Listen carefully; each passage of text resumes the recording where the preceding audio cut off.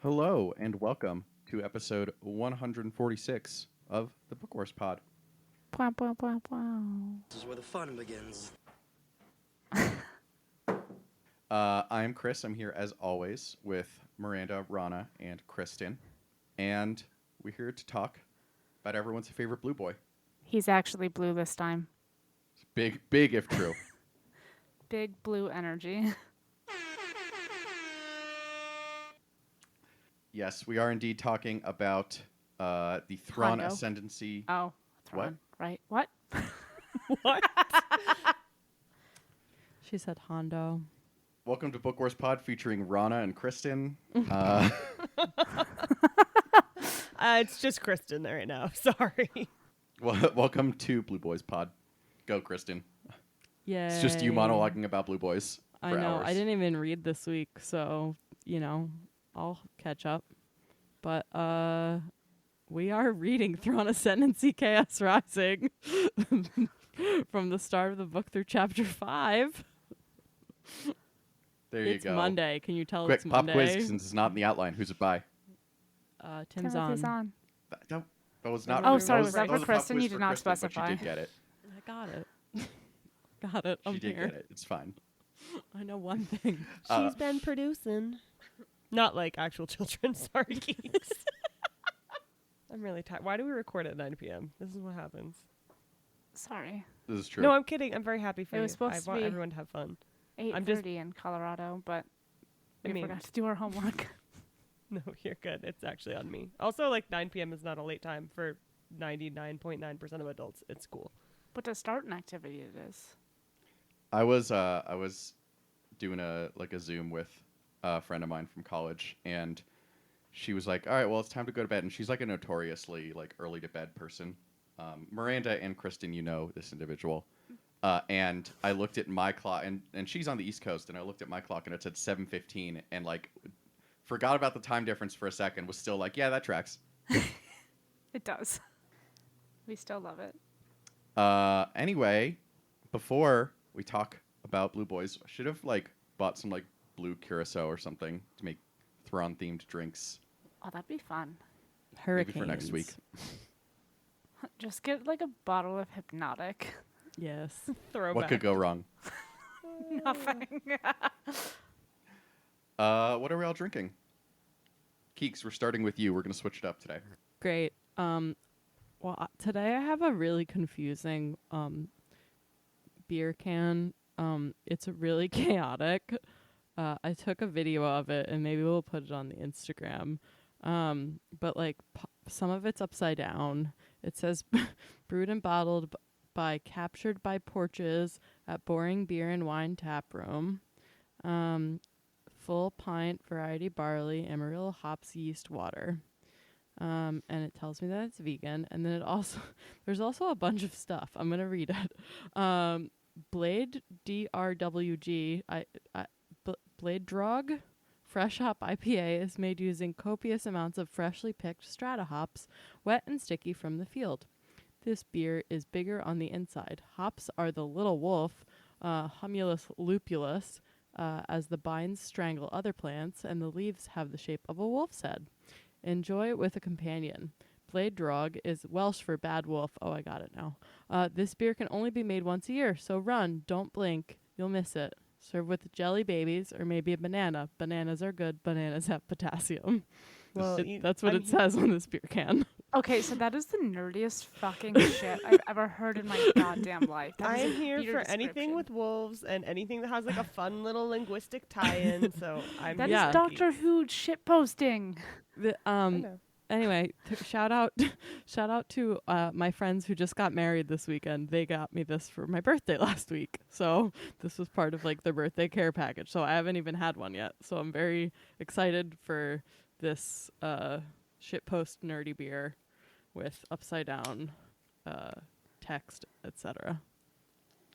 It really feels like they should have like contacted Netflix to do some sort of like endorsement deal with The Witcher. 'Cause that feels like it would have Well, love fit, that. you know? That's really interesting. I know I have previously shit talked fresh hop beers on this podcast. That's probably the best one, or the one that I've liked the best. So, yum. Anyway, that was can I go long. next to Yeah, sure. kind of That was long-winded. That was a real throwback just- to long-winded beer pod. I am also drinking a fresh hop beer, which is why I ask. I've got a Zego House Fresh Hop Kolsch, which is a Kolsch style ale. It also has a long bitch, so I'm going to read out loud. During our brewmaster studies in Berlin, he and his fellow Braumeisters to be took a bus tour to visit too many German breweries to count. Oh, the stories. The Kolsch beers that he had in Cologne were a true inspiration on that trip. Zergo House Fresh Hop Kolsch is brewed the same as in Cologne with all German malts and yeast. This fresh hop version has a massive blast of Tettnanger hops from our friends at Goshi Farms. In the whirlpool, we fermented slow and cool with the authentic Kolsch yeast strain brought back from brewmaster studies in Germany, crisp with lightly fruity aromas and that oh-so-special aroma and flavor of fresh hops. It's a year-round sessionable German-style ale with that once-a-year freshly harvested hop experience. Retweet if you're lightly fruity. I'm more than lightly fruity, but this is a very good beer, and I would recommend. Rana, are you beer today? I am consuming beer. It hasn't quite become my entire genetic makeup, but maybe soon. Almost. By the end of the pod. Right. It is a larger can. I am drinking a jalapeno Mexican lager. If you know me, you know I love a pepper drink. I wouldn't describe it as spicy. It's more like a nice, like, fresh pepperiness. It's delicious. Probably would have been better like a month ago, but not that it's like old, but you know, in the summer. But I was saving it, and it looks very tasty, and I'm excited. It's by Spice Trade Brewing, and I've had a couple other beers by them. They're pretty good. Where is this? Oh, it's from Greenwood Village in Colorado. What else do you want to know? This refreshing Mexican lager is infused with fresh jalapeno peppers. A delicate balance of spice and jalapeno flavor make this drinkable on its own and perfect for food pairings. Yeah, it probably would be good with food, but here we are.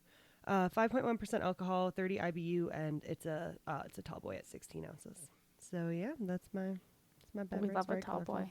You know who's a tall boy? Thrawn? Thrawn. Okay, I was I was like, I don't remember his height. It's like I assume he's big. It probably nice. says, and I've probably forgotten.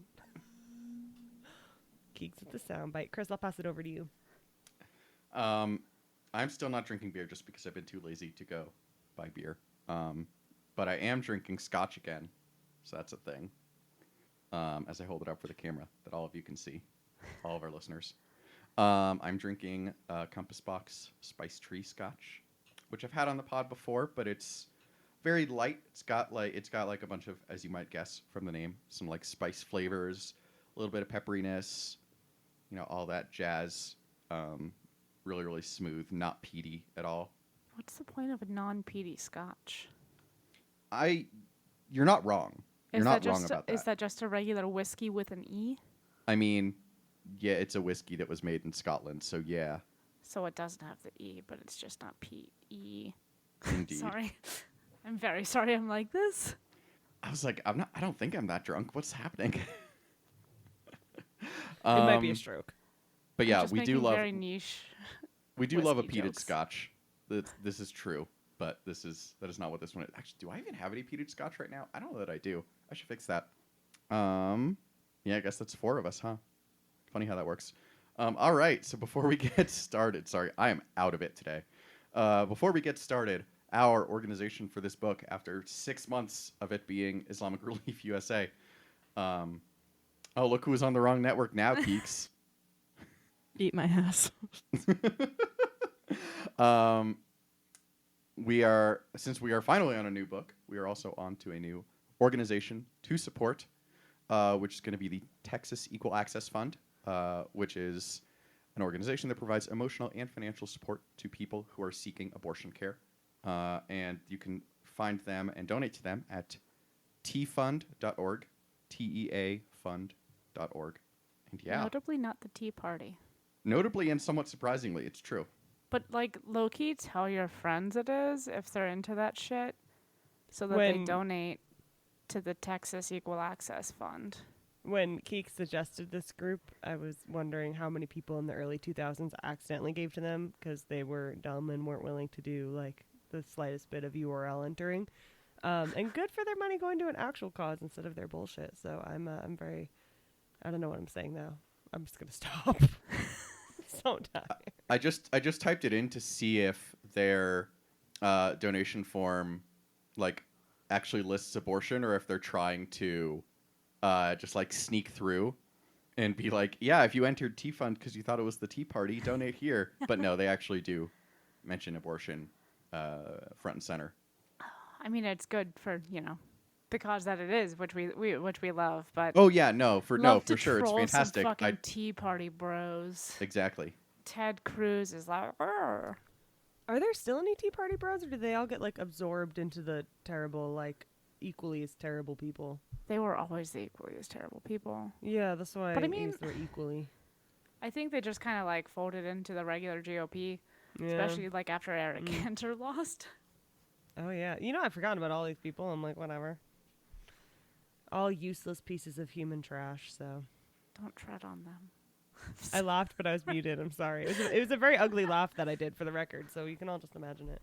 It's like, thank you. I feel very supported right now with my shitty Tea Party jokes, which is very relevant to this podcast about Star Wars books.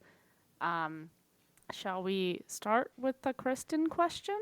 Yeah, I saw her like evil-eyeing us for talking so much about non-book things, so it's probably a good idea. Oh, I wasn't evil-eyeing you. Do whatever you want. It's Monday. I'm surprised. Resting evil eye face. I'm surprised we got on here to do this. Only took us a month. Yeah. Oh, quick plug. We had Zoraida Cordova on our last episode. Yeah, we did. So go listen to that because that was cool and amazing, and I can't believe she said yes to coming onto this podcast. But yes, it is. It is my time. When and where are we? Who wants to talk about it? I can. Mostly because it's really not clear when we are at this moment, but it will be. Yes, I have Miranda. a question. I just raised my hand, which is, again, very helpful to all of our listeners. Audio medium. On this audio medium. So, sorry, I'm kind of answering this for you while asking a question, Chris. Mhm. This is sometime, obviously, before the Clone Wars, but do we know when Thrawn actually kind of comes over to the Republic, to the galaxy far, far away that we know? The Empire, you mean? Or do you mean in the flashback to Alliances, which was during the Clone Wars? Oh, is he not like already? Oh no, he's on his own ascendancy bullshit for that. Yeah. Okay, that's where I got confused. Thank you. Yeah, he comes over to the Empire. I don't think we know an exact date, but like Definitely roughly Empire 5-ish years into the Empire. Like it's firmly entrenched as the Empire at that point. Mm-hmm. And then, makes he sense. goes through school and learning and all that bullshit. So, School. Who needs it? not Thrawn, to be fair. Correct. But yeah, so we are in the where is easier. We're in the chaos, which is delightfully extra to name your part of the galaxy. Is it a separate galaxy? No, it's the unknown regions. Okay, but they just call it the chaos in the ascendancy. And it is very chaotic. Like, isn't this kind of a collapsing empire situation where like the hyperspace lanes are super fucked up, and that's why they have to have the little baby Chiss Skywalkers? Yes. So basically, it is a portion of the galaxy, and it is within the same galaxy. It's like the western-ish part of the galaxy, I think, if I'm remembering my Fakin in Space galaxy map off the top of my head. Yeah, like northwest. Yeah. Ish. But it is part of the same galaxy, but yeah, it's a part that like basically just is all gravitational anomalies and like moving systems and all this bullshit, so it's very hard to navigate through hyperspace consistently. Which is why, as you said, Miranda, we see this use of the Chiss Skywalkers, which is a concept that we heard about in the earlier Thrawn trilogy, but particularly in Thrawn Alliances. Which remains an all-time hilarious thing where Thrawn is like, "What's your name?" Remember when they made Anakin do the Skywalker thing and he was so annoyed? It's pretty good. Yes. All right, we're just going to take everybody off the bridge. You're just going to sit here at your computer. It's going to be great. I remember. I know what Keeks is talking about. I have no idea what Keeks is talking about. Didn't you read this book, Miranda? Yeah. I sure did. I'm the I one mean, it who was doesn't Vader. It remember wasn't anything, Anakin. but It was. Oh, I It know, wasn't. but It was. It was. I still post, don't remember what post-crispy happened. Anakin. it So, was post crispy Anakin. But I just still love thinking of him as Anakin when he's annoyed. Because, yeah. love thinking of him as Anakin because every time you say Anakin, he freaks the fuck out and is like, I don't know what you're talking about. Yeah. Can I do a quick sidebar? Is it about Anakin? It is. It is. Okay, then yes. So I was watching A New Hope is the name of that Star Wars movie last night, and like it's wild to kind of see Tarkin like very much address that, like, ah, yes, this is Anakin Skywalker, like without really saying it, but like he addresses that he knows who Vader is when like the whole Tarkin book is just like, this Anakin fucking Skywalker? Seems like a, bitch ass nerd, so probably he's a pain in my ass. This Anakin Skywalker? Yeah, Tarkin definitely like goes from being 99% sure it's Anakin to like 110% sure. Yeah. In those, 15 years or whatever. Once Vader starts like complaining more, it's like, oh yeah, I know you. Indeed. But yeah, so we're in the chaos, and we know that we are pre and or at the early stages of the Clone War, just because it does not seem that Thrawn's little journey with Anakin has happened yet. Okay. And he introduced himself as Commander Thrawn to Anakin. Good call. I didn't remember that.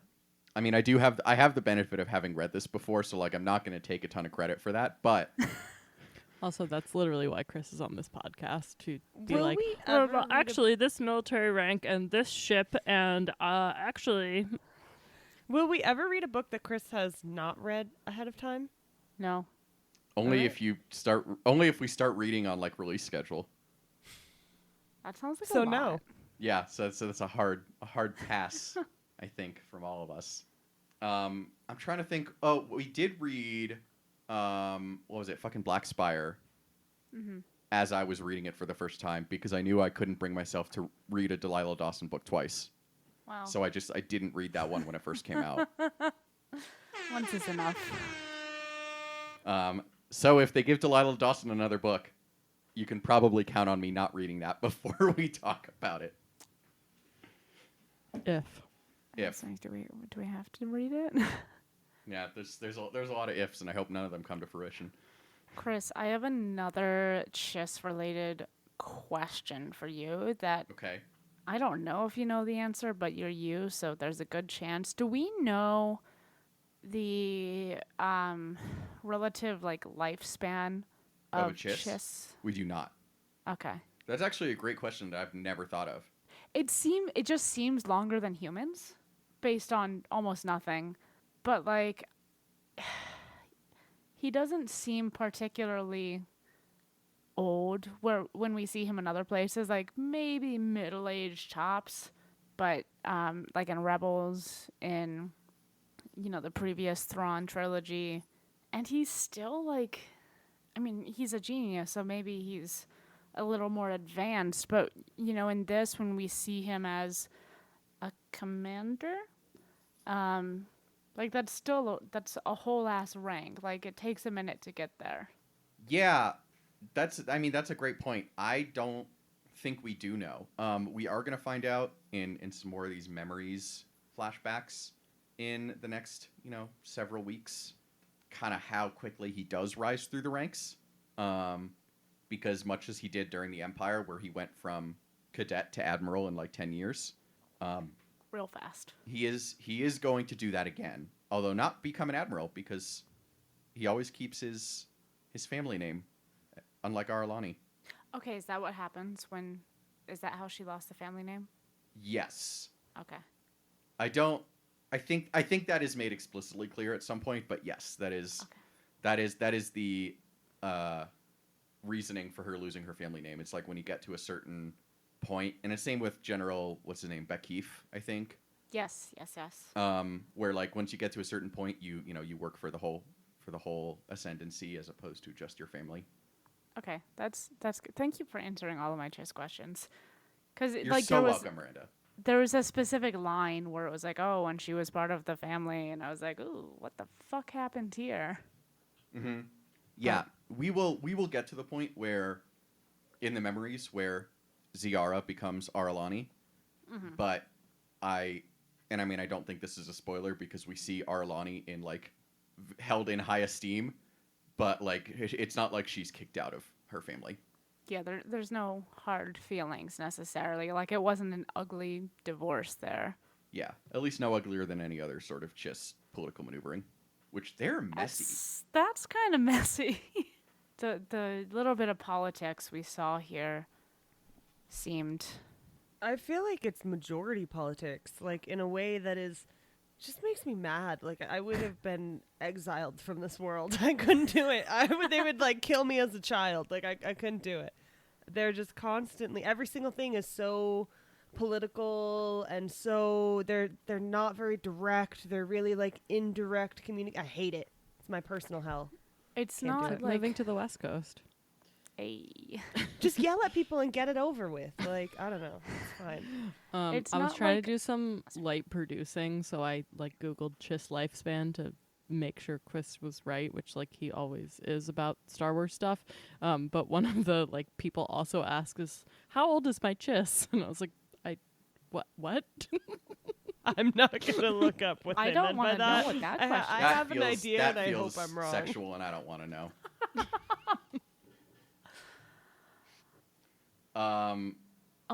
Oh yeah, so it seems like very ancient Rome where like there's the couple big families that kind of run everything, and it's not like oligarchical because it's not super what an oligarchy is, but like there's 9 families, and it's the Thrawn family and the other ones whose names I don't remember.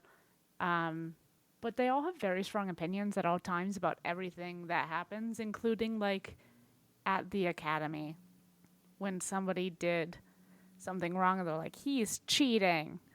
I know, and they have like family representatives there. It is bizarre. It's funny that you bring up ancient Rome because I would agree with that, but I would also say that to me it almost felt like weird corporate politics in a way. Like it's very like there's poaching involved.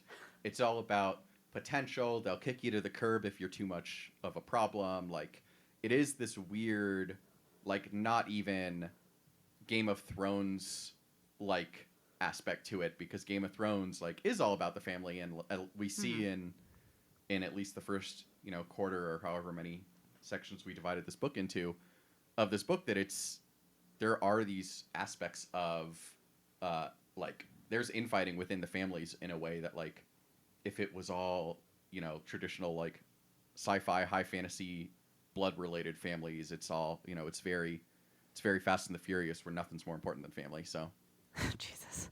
Yeah, but there's also the aspect that it's not all like blood family by birth. It's like, hey, here is a really promising Chiss What's the person. singular noun for Chiss? Just a Chiss? and I'm gonna say singular yes. Chiss. He, she, we, Chiss. But then God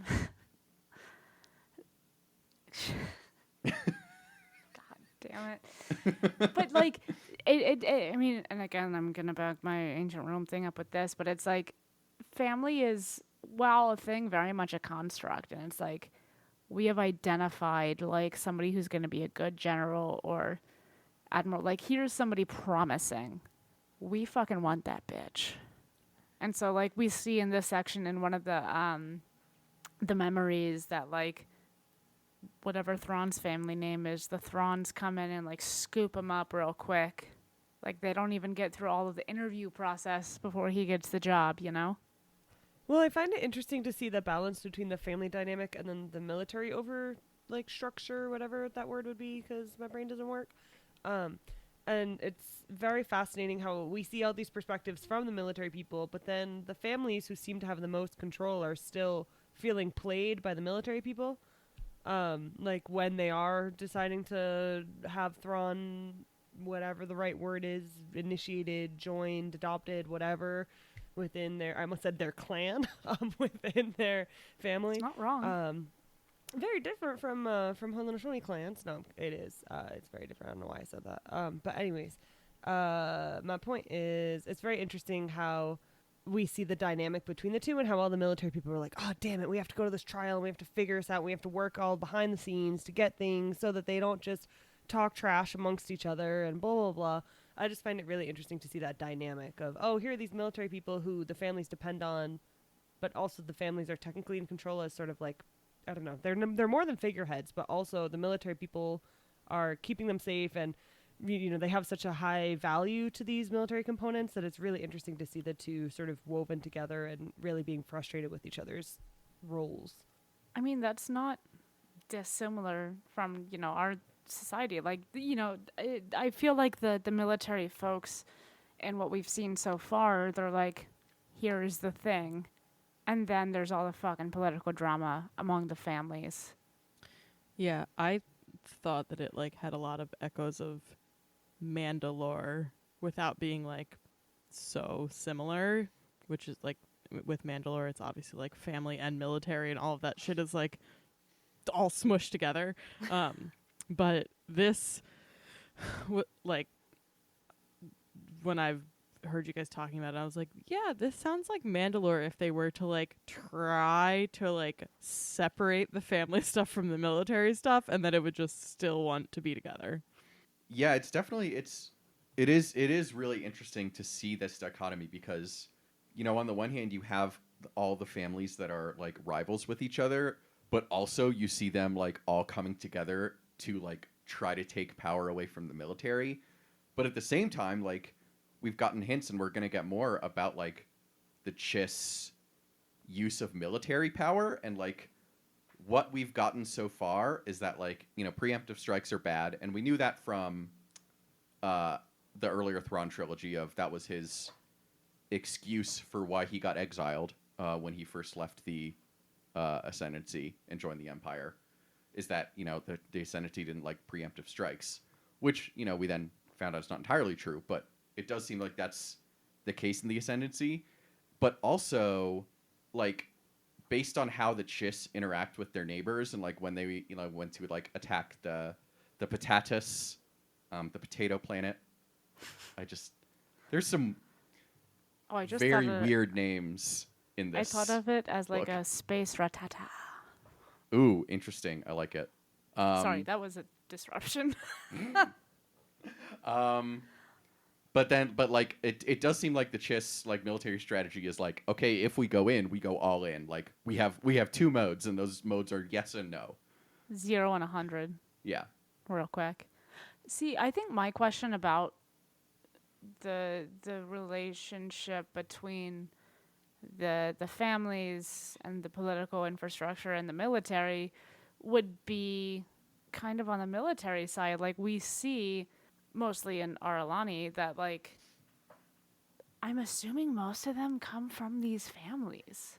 Like, it seems very much like a society where you need to kind of be in the right place and have the right connections to make it anywhere. And if you're solid enough as like a military person, like we see with Thrawn just getting adopted into a family, like that's got to be part of it. But what happens when you get up to the upper echelons of said military, which is going to be the leadership and, you know, the ones making all the decisions about like, or advising on the decisions at least about like, do we go for this? Are we going to be 0 or 100? Like, what's their relationship to that kind of political, socio-political family thing? Like, how effective are they at severing their ties with their past? Yeah, definitely. And it is kind of to expand on that. and come back to a point that we made earlier about Aralani, it is interesting that like all of this is about, all right, which of these young people are going to come back and bring, like, which of these young people are going to make a return on our investment, essentially. Like, who's going to make our family shine and bring us glory? And yet, there is a point when they get high enough that they aren't even associated with the family anymore. So there's just a lot of weirdness up in here. I don't know. I obviously have not read this book, nor have I read. I don't know how much of Not the trilogy even is the out. first part that we had to read for today. I'm just making shit up and like hoping nobody notices. It's kind of like college when nobody reads the reading. Mm-hmm. No, but I want to know like how much we get to see that explored, and maybe this isn't the why is the only word I can think of venue. This might not be the right story to explore that, because like there's obviously pressing issues. Somebody attacked the planet, etc. We don't have time to analyze, how deeply Aralani feels about not being what's her face anymore. Yeah. But could be fun. I'm very curious to get a view, and I don't know if this is something that I should remember from past Thrawn books, which honestly I've erased from my brain because I think I was like 10 when I read them, or if this is something that we'll get later in the book. But I want to know about all the people on the planet who don't belong to the major families and aren't super military adjacent. Like we know Thrawn comes from a family like that, and I'm just very curious to know what life is like for these majority of the people while everyone else is controlling all this shit, I'm willing to bet it's not great. Oh, yeah, no, I got that part. Like, Nothing's great for anyone in Star Wars, to be fair. But, yeah, no, I'm sure it'll be awful and, like, some sort of serfdom or something. But Yeah, I'm just very curious to read that perspective. I'm thinking like, again, kind of common folk in ancient Rome, or like anybody in Russia in the 90s, It's like it's a bad situation. Yeah, that's a really good question, Rana, and we're not going to get it in this book, but we are going to get it in the second book in this series, Greater Good. It does kind of dive into a few characters who are lesser members or members of a lesser family. Yeah, I think, and if I'm remembering that right. I do love that, like, obviously we know there's, like, the big families, right? But there's definitely a hierarchy, because when, I think it's Bucky looks at Thrawn's shit when he's, like, baby Thrawn, it's like, I have never fucking heard of this family before. Mm-hmm.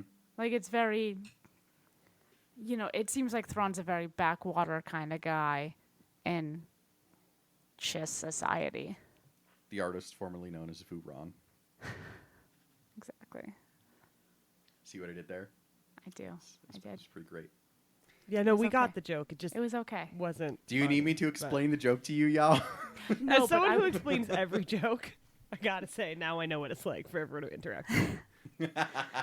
No, but I was at a bar earlier and like they had a bomb ass playlist and I just perked up from my drink and Raspberry Beret was playing, so like Worst things that's have a happened, sidebar for sure. about the artist formerly known as Vuron. I laughed at that joke. I on mute. I was on mute, but I did laugh. Excellent. Thank you for the validation. I appreciate it. That's why I'm here. So let's talk about #Baby Thrawn. Baby Thrawn. Sorry. Jesus. But like we It fair. is. Anyone who listens to this pod who has kids is now immediately turned off the pod and never listening again. Yeah. God, if somebody, I think somebody's like has previously told us, and I don't remember who it was, but said that they were like listening in the car with like one of their kids. And I was Why? like, A, that's a terrible idea. But B, if you No. did that again, your child is now screaming the Baby Shark theme song. And I am sorry. Were you singing the Baby Shark song on the pod? No, but like if they were just now. Oh, when okay. I made Oh, Baby like a- Shark the reference. Yeah. I see. Yeah. Sorry, I'm tired. That is okay. How many times do we need to have a counter of how many times I say I'm tired every single recording? Because it's like over 10. Could be a fun drinking game. It's true. Not while driving. That's dangerous. Not while Oh, driving. oh, I meant like while recording. No, I know. I'm joking. Please Which listen is- responsibly. That's true. We could all drink every time that we Also all have very things we say. dangerous. It would probably be more entertaining for listeners if we did that. No, okay. I just thought we were all awkward, and No, We are. I'm very. we're on just board. as awkward drunk as we are We- sober. Let's be honest. Everything's under control. Situation normal. I feel like the three of us already treat this podcast as a drinking game. So, Do we? I'm I doing this don't. wrong. Do you drink it? I mean, just because I'm always drinking. Do you drink it? That is my question I here drink the at. pod. I'm sorry that At I'm the wheezing Bookworms instead Pod. of laughter. I don't know what's happening to my lungs. Anyway, Thrawn is a blue boy. Thrawn Once is upon a what? time, he was a small blue boy. It's true. I Much like how this Baby is Yoda, he slowly was once rhyming. smaller. I'm gonna mute before we turn into a rap group. Jesus. Incredible. For the record, I love rap. I It'd be just the- can't think of the word for. I don't want to say a quad for four people. Quartet. What's our singing group? Quartet. Thank you. I couldn't think of it, and that's why I was like, I'm gonna go on mute rather than saying whatever this is. And instead, I just embarrassed myself because let's be honest, I have no shame about podcasting. So blue, it's all blue. It's all I don't blue. think they call them quartets in rap. No, they don't. But that was the joke. We're also clearly not hip hop artists, so. No, it's a quartet. I'm pretty sure. Yeah, no, that sounds completely right. I knew there I've was a seen word, CNN and I was like, documentaries. four, quad, blank. So I was Now I'm just imagining Thrawn in a barbershop quartet. And it's oh interesting, God, for I don't sure. think he. You know, for all of his like military brain things, I bet he can't sing. I bet he has no rhythm. I bet he can't dance. Can't sing. Bullshit.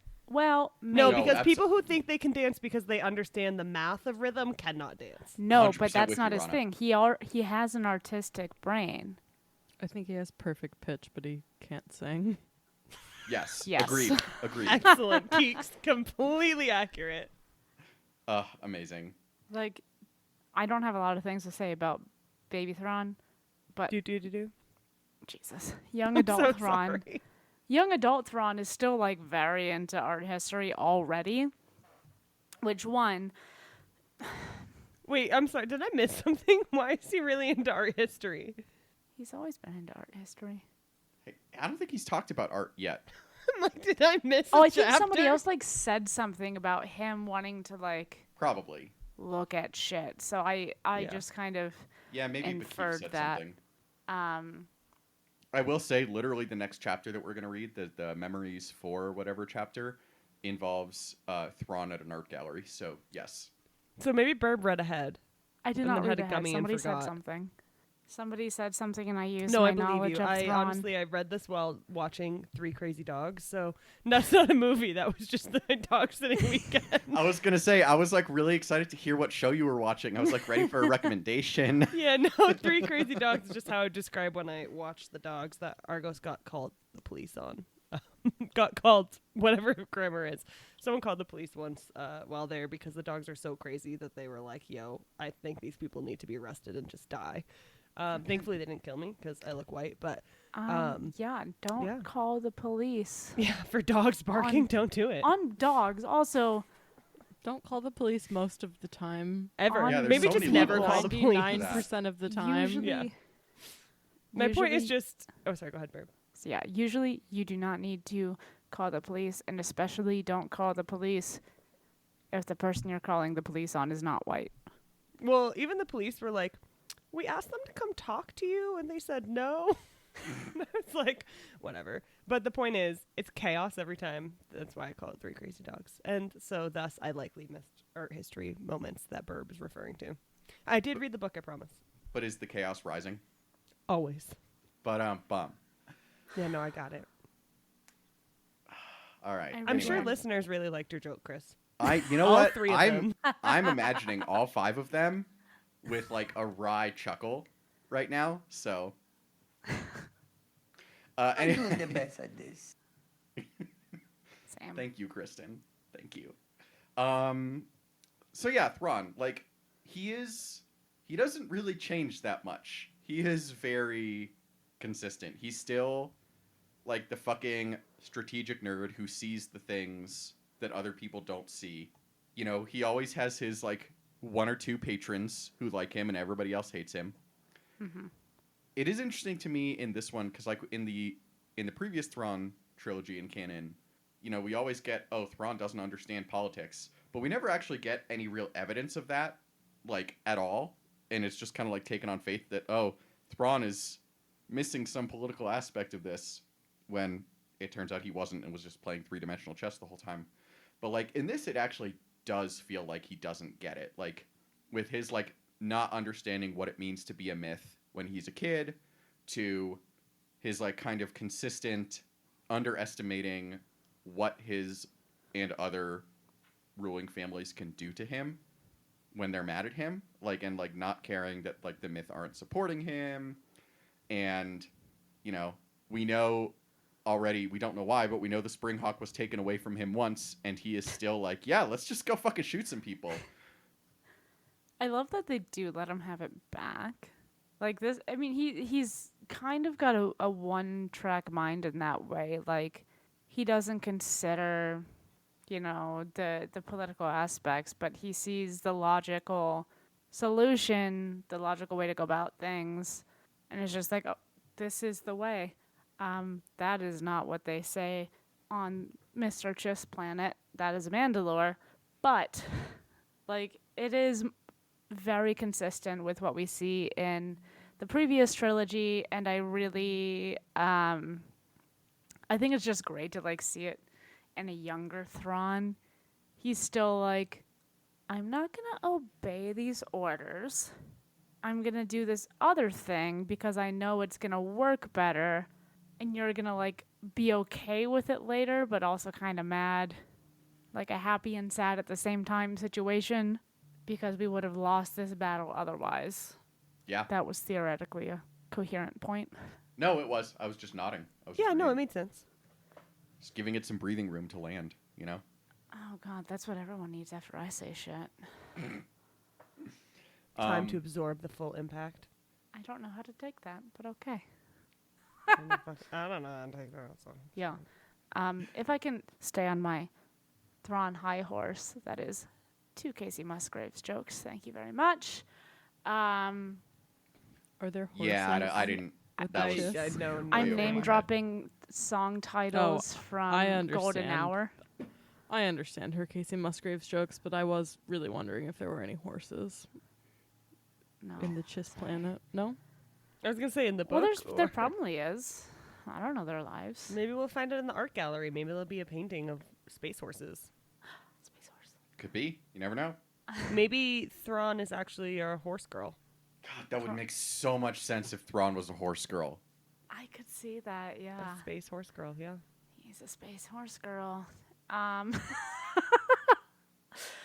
So another thing that's like really consistent about him, and that is, I think, even more interesting to see about him at this younger but undetermined age, is that like he really has kind of the same leadership, the same mentorship style. Like he's got a Eli Vanto character on the Springbok. What's the ship called? Spring Hawk? Springhawk. It is You not say a rugby Springbok team. It is Choi? a Springhawk. No, Springbok. Like the thing? No. It's No. I South don't know what that Africa? is. Okay. Cool. But it's that same thing where, like, he's kind of got one or two people identified where he's doing these things and he's talking partially through decisions that are being made in meetings, and then he kind of like looks at the more junior officer and like gets them to kind of talk through the reasoning, which I just really like, because like that's how I learn. So I really appreciate seeing it in Star Wars. But Yeah, we do very much see his like early inclinations to foster talent, and not in a, you know, kind of Chiss political way where they just want the glory, but in a, I see competency and potential in you, so I am going to nurture that. yeah. But in a really, like, warm way, which is kind of surprising. You don't expect people to be, at least maybe I'm just a terrible human being, but I don't always expect people to be warm and understanding and things if they are also very strategic. I kind of think of those as being generally mutually exclusive qualities. Not for everyone. Sorry, Mom. My mom's a warm person who's strategic. But anyways, I don't always think of those as going together. But then, especially in like a military, like your job is strategy and figuring shit out. But we see him, everyone he talks to, from the time that he's like a young cadet or whatever to the time that we see him so far in the timeline. He's just always very open to considering other people's perspectives and making them comfortable. Miranda just put in the chat that she's offended about something astrological. I will let her speak for herself and her people. No, I'm just saying the warm and strategic thing not being a possibility and those two things being mutually exclusive is rude. I said generally. Because some of us are Capricorns, okay? That's an astrology joke. I'll go back on. I have like 6 jokes in my head in response, but I don't like know for sure enough about astronomy to say any of them. Because considering like that you I just called it astronomy. did I? Astronomy is the real one. Yeah, that's no. the real one. Astronomy is like the actual stars and That's the the signs. real one. Astrology Yeah. is the let's There think you about go. human characteristics and Yeah. use them. for Everything I know bullshit. about astrology, I have just picked up like via osmosis for the most part in our group chat. So They're gonna say just from Kate. well, yeah, Okay. that's the other half for sure. So I don't know enough to drag you right now, Miranda, but just know that I want to. That's fair. I always deserve to be dragged. Anyway, Rana, you were making a point about the warm and fuzzy mentorship. Oh yeah, no, that was my whole point. It's not really a point. Just that I really like that he, despite the fact that he could be like, look, I got out of where I was and I have to prove myself and therefore I'm a cold bitch. Instead, he is very open to making other people comfortable when it's reasonable and open to making people feel heard and included in his strategies. And I think that's a good quality. To kind of continue on with your point, Rana, I absolutely agree, and I think it's interesting that we see, kind of the two people that Thrawn cultivated in the previous Thrawn trilogy were obviously Eli, which we all should have finished our drinks if we are doing a drinking game when Burb mentioned Eli. But also the asshole guy whose name I can't remember from Treason, the one who was like obsessed with Krennic. I don't remember him, but wasn't there some lady officer that I was gay for? Yes, her too, although she didn't get recruited to the Ascendancy the way that this dude did. He was like Krennic's assistant, and then Thrawn was Did he like... get recruited to the Ascendancy? I thought it was just Eli. No, he got recruited to the Ascendancy as well. And the way he like got him to go was because like, yeah, you've had an easy time hiding the way you feel about the Emperor from Krennic. You're not going to be able to do that with Vader in charge of the project now. Yeah, fair. And so this dude was like, I would prefer not to die, so I will go. But we do see that similar dynamic of like, we have some people who Thrawn really likes and like has a positive relationship with, but also some people who he's kind of antagonistic with, but who he still treats with a lot of respect. Like that guy who was Krennic's aide, who I just cannot remember his name. It was like Roland something. I don't know. It was a very like pompous They name. see him roll and... Oh God. I We actually cut really that. Can we appreciated that please one. cut Curb. that? No, we need to keep that. I immediately in my head started going down this like spiral of chameleon air through Star Wars. So Any horrible jokes that Miranda makes are not getting cut so that she can suffer. That's fair. That's fair. But it is interesting because we see with Thalius and Cherie, the Skywalker, who I don't know if I'm pronouncing that the way it is. Did anybody listen to the audiobook? No. I was reading it as Sherry, might- but that's probably not I might right. stay Sherry tuned also works. because I didn't read it. So if I read it, I will let you guys know.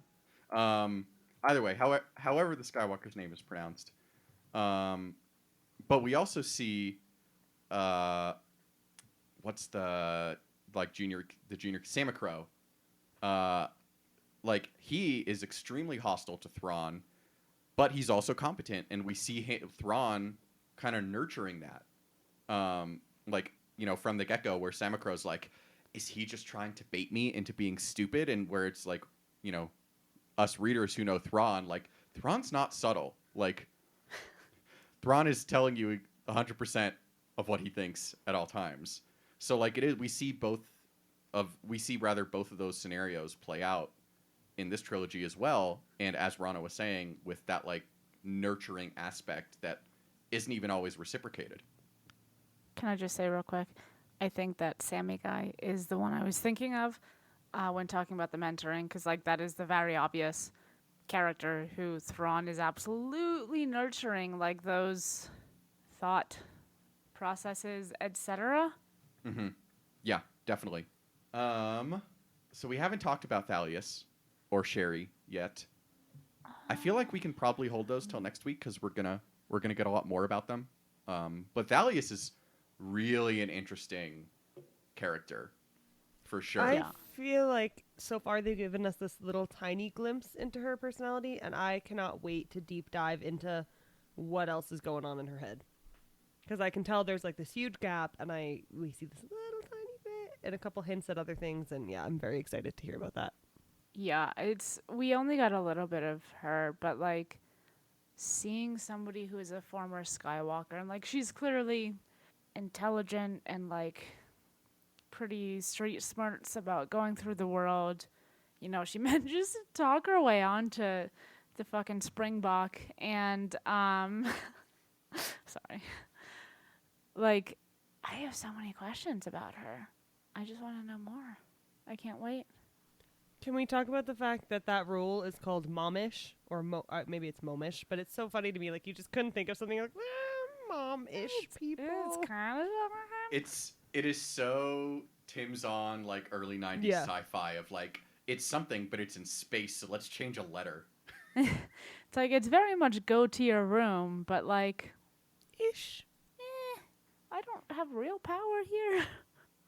That is the funny part. And like, and we can talk about that on a future episode as well. We can make a note, but like, people giving orders when they don't really have power.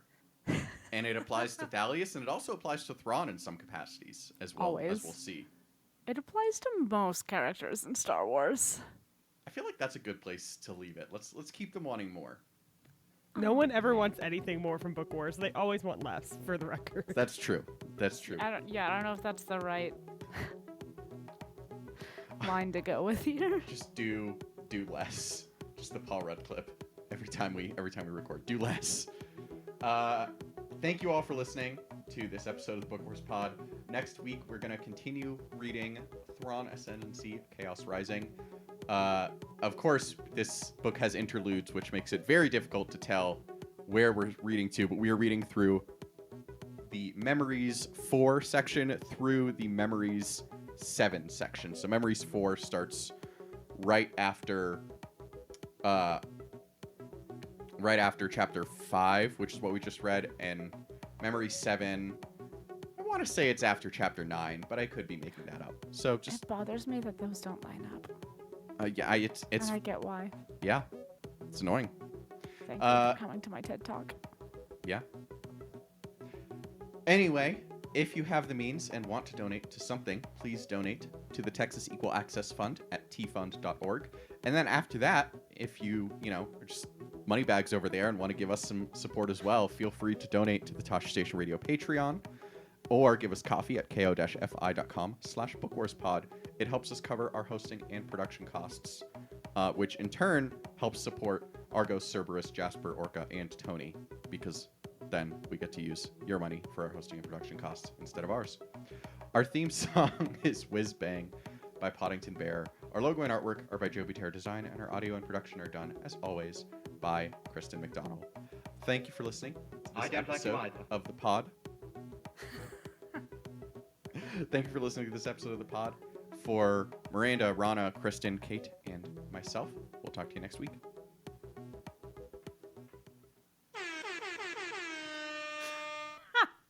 Well, that happened. It sure did.